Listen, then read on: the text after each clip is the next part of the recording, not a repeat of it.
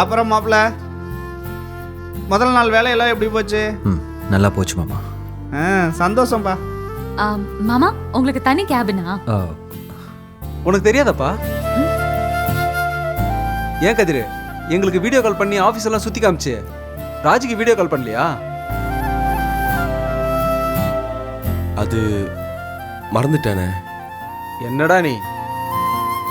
நம்ம ஒரு நாள் நேரா போலாம் ராஜி. சரிக்கா. அப்பா, நான் வேலைக்கு கிளம்பும்போது நீங்க கூட இருக்கணும்னு ரொம்ப ஆசைப்பட்டேன். காலையில் உங்களை மிஸ் பண்ணேன்ப்பா.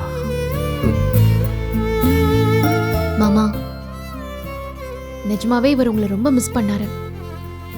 ஆஃபீஸ்ல இருந்துகிட்டு எனக்கு 3 தடவை ஃபோன் பண்ணி உங்களை பத்தி கேட்டாரு. சரிப்பா, அதுக்கு இப்போ என்ன பண்ணுமா? சாப்பிடுற நேரத்துல எதுக்கு தேவையில்லாம பேச்சு? எல்லாரும் கொஞ்சம் அமைதியா சாப்பிடுங்க. மாமா, நீங்க என்கிட்ட கூட பேச வேணாம். ஆனா இவரு பாவம் மாமா, தயவு செஞ்சு இவர் கூட பேசுங்க.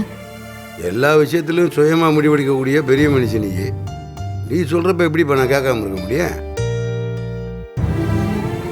இவங்கிட்ட பேசினா மட்டும் போதுமா, இல்ல 2 நாள் இவங்க கூட பேசாம இருந்தானே அதுக்கு காலையில் விழுந்து மன்னிப்பு கேட்கணுமா?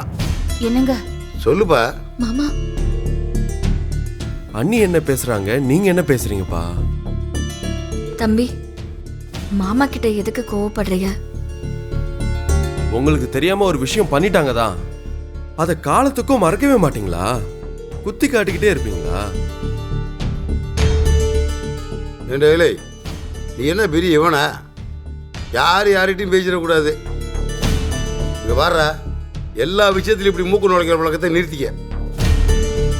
உடனே அடுத்த சண்டையை ஆரம்பிக்கிற? வாய் வச்சு சும்மா இருக்க மாட்டியாடா? எப்ப பார்த்தாலும் மூக்க நுழைக்கிற வேலையை வச்சுக்கிட்டு.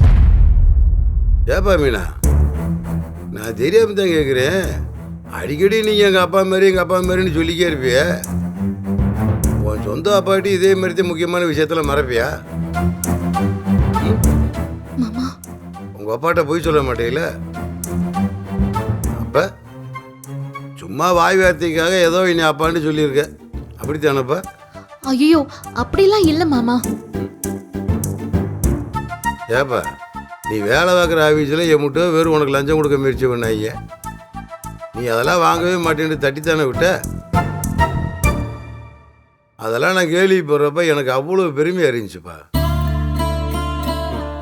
இந்த ஊர் உலகத்தில் எல்லார்ட்டையும் என் மருமக நேர்மையானவில்ல, 5 பைசா கூட லஞ்சம் வாங்காதுன்ட்டு எல்லார்ட்டையும் அப்படி பெருமையாக பேசிக்கிருந்தேன்.